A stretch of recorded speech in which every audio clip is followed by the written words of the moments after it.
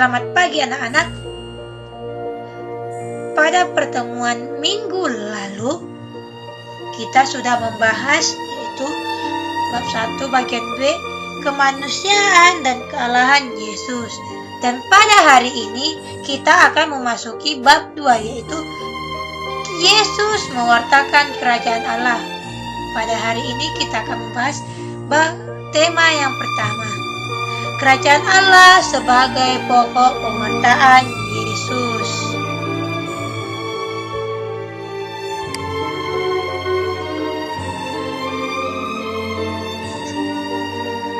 Tujuan pembelajaran kita pada pagi hari ini diharapkan setelah pembelajaran ini melalui pengamatan gambar dan pembacaan kisah bangsa Israel, peserta didik dapat memahami kerajaan Allah yang dipahami oleh bangsa Israel.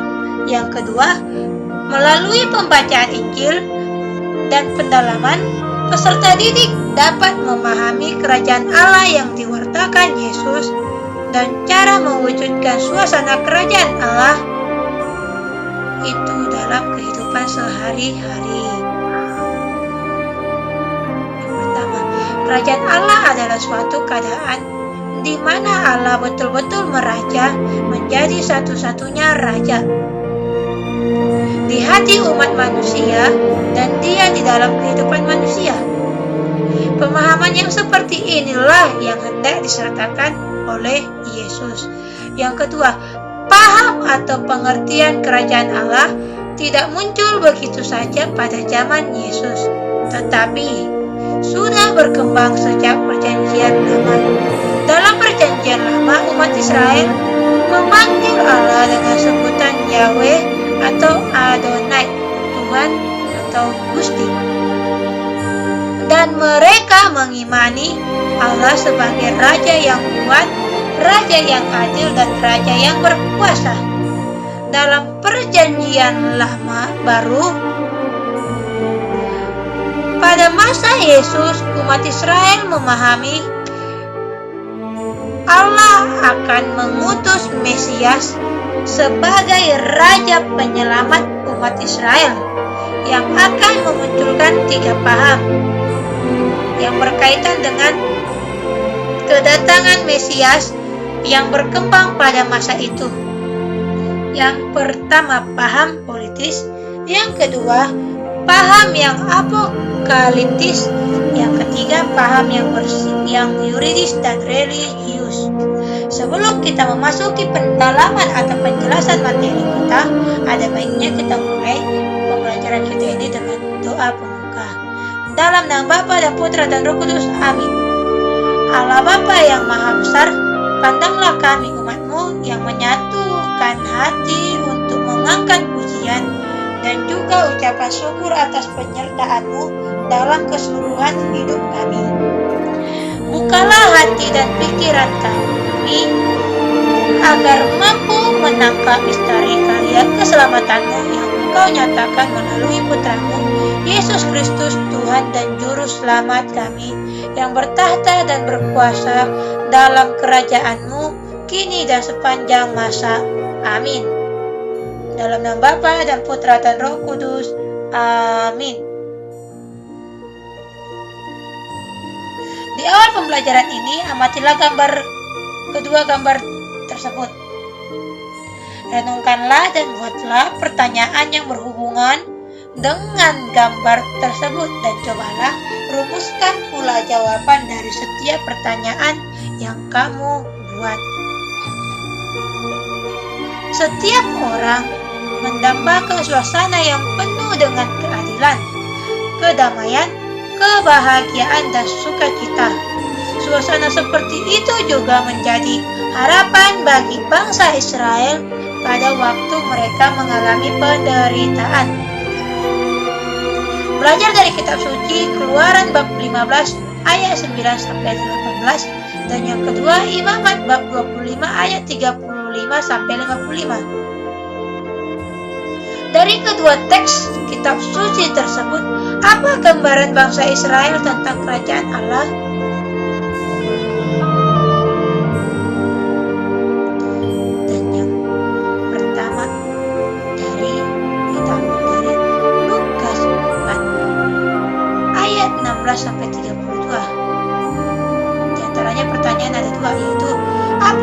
disampaikan dalam kitab kutipan tersebut. B. Bandingkanlah kerajaan Allah yang dipahami oleh bangsa Israel dan kerajaan Allah yang diwartakan oleh Yesus. 1. Keluaran bab 15 ayat 9 sampai 15. Kata musuh, aku mengejar, aku mencapai mereka, aku membagi-bagikan jarahan, nafsuku akan kulampiaskan kepada mereka. Akan kuhunas pedangku, tanganku akan melenyapkan mereka. Engkau meniup dengan taupanmu, laut pun menutupi mereka. Sebagai timah mereka tenggelamlah dalam air yang hebat. Siapakah yang seperti engkau di antara para Allah, ya Tuhan? Siapakah seperti engkau, mulia karena kekudusanmu, menakutkan karena perbuatanmu yang masyhur? Engkau pembuat keajaiban, engkau mengulurkan tangan kananmu, bumi pun menelan mereka. Dengan kasih setiamu, engkau menuntun umat yang telah kau tebus dengan kekuatanmu. Engkau membimbingnya ke tempat kediamanmu yang kudus. Bangsa-bangsa mendengarnya, mereka pun menggigil. Kegentaran menghinggapi penduduk tanah Filistin. Pada waktu itu gemparlah para kepala kaum di Edom. Kedahsyatan menghinggapi orang-orang berkuasa di Moab. Semua penduduk tanah Kanaan gemetar. Ngeri dan takut menimpa mereka karena kesabaran tanganmu. Mereka kaku seperti batu sampai umatmu menyerang, ya Tuhan. Sampai umat yang kau peroleh menyeberang. Engkau membawa mereka dan mencongkakkan mereka di atas gunung milik sendiri, di tempat yang telah kau buat kediamanmu, ya Tuhan, di tempat kudus yang didirikan tanganmu, ya Tuhan. Tuhan memerintahkan kekal selama-lamanya. Demikianlah sabda Tuhan.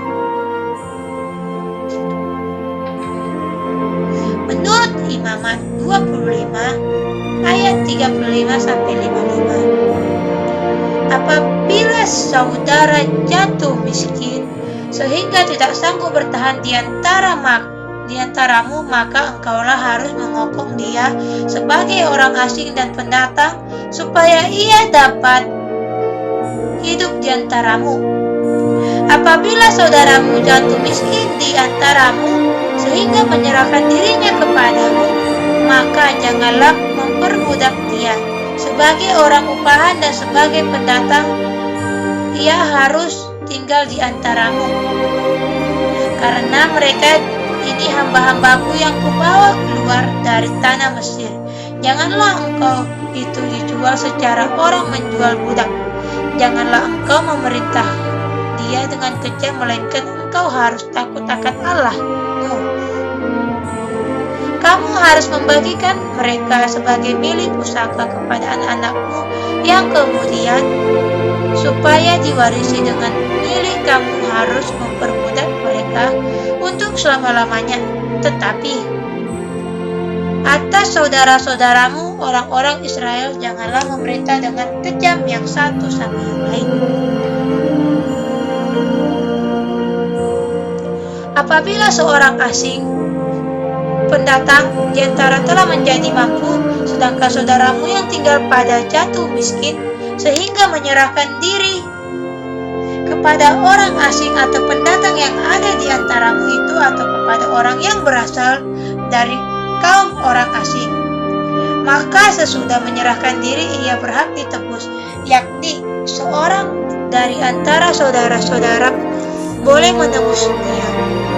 Aku saudara ayahnya, aku anak laki-laki saudara ayahnya, atau seorang kerabat yang terdekat dari kaumnya, dan atau kalau ia telah mampu, ia sendiri berhak menebus dirinya bersama-sama dengan si pembelinya. Ia harus membuat perhitungan mulai dari tahun ini, menyerahkan dirinya kepada orang ini sampai kepada tahun Yobel, dan harga penjualan dirinya haruslah ditentukan menurut jumlah tahun-tahun itu. Masa ia tinggal pada orang itu haruslah dihitung seperti kerja yang upahan. Jika waktu yang masih tinggal sampai kepada tahun Yobel sedikit lagi, maka ia harus membuat perhitungan dengan orang itu. Menurut jumlah tahun itulah ia harus membayar uang tebusan dirinya. Tetapi jikalau ia tidak ditebus dengan cara demikian, maka ia harus diizinkan keluar dari tahun Yobel, ia bersama anak-anaknya, karena padakulah orang Israel menjadi hamba. Mereka itu adalah hamba-hambaku yang kubawa keluar dari tanah Mesir. Akulah Tuhan Allahmu. Menurut Lukas bab 4 ayat 16-32. Kemudian Yesus pergi ke Nazaret, kota tempat dibesarkan. Seperti kebiasaan, Yesus pergi ke sinagoge pada hari Sabat, berdiri untuk membaca. Roh Tuhan ada padaku, karena ia telah mengurapi aku untuk memberitakan kabar baik kepada orang-orang miskin. Ia mengutus aku memberikan pembebasan karena para tawanan dan pemulihan penglihatan kepada orang buta. Kemudian ia berkata, aku berkata padamu, sesungguhnya tidak ada nabi yang diterima di kota asalnya sendiri. Dalam kebenaran, aku mengatakan kepadamu, ada banyak janda di Israel pada zaman Elia, ketika langit tertutup 3 tahun dan 6 bulan, ketika kelaparan hebat terjadi di negeri. Akan tetapi Elia tidak utus kepada siapapun kecuali kepada orang janda di Sarfat di daerah Sidon. Dan ada banyak penderita kusta di Israel pada zaman Mas Nabi Elisa. Tetapi ada seorang pun dari mereka yang ditahirkan selain Naaman, orang Syria itu. Ketika mendengar hal-hal itu, semua orang di dalam sinagoge itu dipenuhi dengan amarah. Maka berdirilah mereka dan menyeret Yesus keluar kota itu, lalu membawanya ke puncak bukit tempat kota. Mereka berlalu di tengah-tengah mereka dan pergi. Yesus pergi ke Kapernaum, sebuah kota di wilayah Galilea, dan mengajar orang banyak pada hari Sabat. Mereka kagum terhadap pengajarannya, sebab perkataannya penuh dengan kuasa. Dalam perjanjian lama, umat Israel memanggil Allah dengan sebutan Yahweh Adonai, Tuhan atau Gusti, dan mereka mengimani Allah sebagai Raja. Yang pertama, Raja yang kuat. Kekuatan Allah itu mereka alami waktu mereka dibebaskan Allah dari tanah Mesir dan saat mereka menyeberangi Laut Merah. Raja yang adil, keadilan Allah itu mereka saksikan waktu melindungi nasib orang miskin. Yang ketiga, Raja yang berkuasa. Kekuasaan Allah tidak sementara, tetapi untuk selama-lamanya. Dalam perjanjian baru, pada masa Yesus, umat Israel memahami Allah akan mengutus Mesias sebagai Raja penyelamat umat Israel. Ada 3 paham yang berkaitan dengan kedatangan Mesias atau kerajaan Allah yang berkembang pada masa itu. Yang pertama, paham yang politis. Mesias akan tampil sebagai tokoh politik melawan penjajahan Romawi, maka akan terciptalah kerajaan Allah. Paham ini dianut oleh kelompok Shalom. Yang B, paham yang apokaliptis. Kedatangan Mesias akan terjadi setelah Allah menunjukkan kuasanya dengan membacakan kuasa langit dan bumi di akhir zaman, dan Allah akan membangkitkan suatu dunia yang baru. Mereka menganggap penjajahan atau penderitaan sekarang bukan akhir dari segala-galanya, sebab ada kiamat Allah membebaskan manusia dari segala penderitaan, maka akan terciptalah kerajaan Allah. Yang C, paham yang yuridis religius. Paham ini dianut oleh kaum imam dan ahli Taurat. Mereka beranggapan bahwa saat ini Allah sudah menjaga secara hukum, dan di akhir zaman Allah menyatakan kuasanya sebagai Raja semesta alam dengan menghakimi segala bangsa. Mereka menantikan kedatangannya, Mesias sebagai tokoh agama yang mampu menegakkan hukum Taurat. Maka saat itulah tercipta kerajaan Allah. Pemahaman yang tepat yang hendak diwartakan oleh Yesus mengenai kerajaan Allah, bahwa kerajaan Allah adalah suatu keadaan di mana Allah betul-betul meraja, menjadi satu-satunya raja di hati umat manusia dan di dalam kehidupan manusia. Sabda Yesus tentang kerajaan Allah yang pertama, berbahagialah orang yang miskin di hadapan Allah, sebab mereka lah yang mempunyai kerajaan surga. Yang kedua, bertobatlah, sebab kerajaan surga sudah dekat. Yang ketiga, Yesus menyatakan dirinya adalah Mesias dari Allah. Yang keempat, Yesus menuntut manusia untuk bertobat, sebab kerajaan Allah sudah dekat. Yang kelima, Yesus meminta kita berjaga-jaga sebab kerajaan Allah datang di waktu yang tidak terduga. Yang keenam, Yesus meminta kita menerima kerajaan Allah dengan hati seperti kanak-kanak.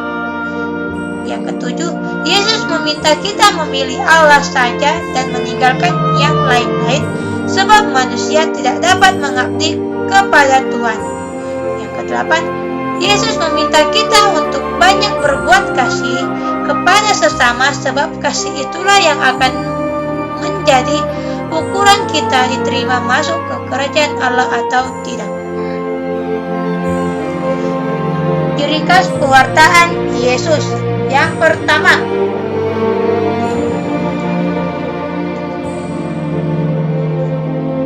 kedatangan Allah sebagai Raja Penyelamat dinyatakan akan terjadi dengan segera. Yang kedua, pewartaan Allah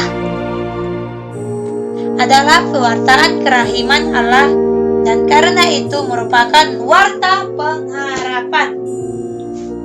Yang ketiga, kerajaan Allah berarti turun tangan Allah untuk menyelamatkan, untuk membebaskan dunia secara total dari kuasa kejahatan. Pewartaan Yesus mengenai kerajaan Allah ditujukan kepada pertobatan manusia. Ia dipanggil orang supaya siap siaga menerima kerajaan Allah bila ia datang. Yang kelima, kerajaan Allah adalah panggilan dan tawaran rahmat Allah, dan manusia harus menerimanya dengan sikap iman yang dinyatakan dalam perbuatan baik.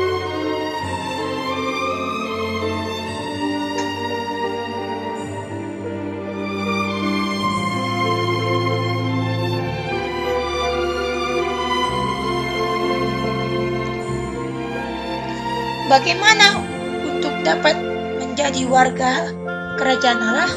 Kita dapat belajar dari sabda bahagia yang diwartakan Yesus, yaitu dalam hidup sepenuhnya kita harus menyandarkan diri kepada kekuatan Allah dengan satu-satunya sumber kekuatan.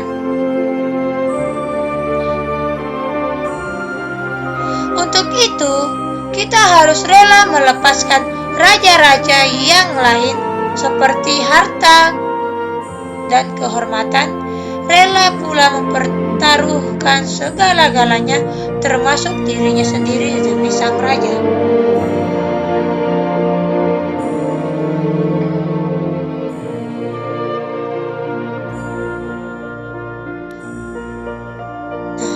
Refleksi bagi kita. Bagaimana sikap kita dalam mewartakan kerajaan Allah? 2. Beranikah Anda membela yang lemah? Yang ketiga, beranikah Anda memperjuangkan keadilan? Yang keempat, beranikah kita selalu bersikap jujur dalam memperjuangkan cita-cita? Yang kelima, apakah kita sendiri sudah berani memperbaharui hidup seturut kehendak Allah. Dikerjakan di buku latihannya adalah Miss.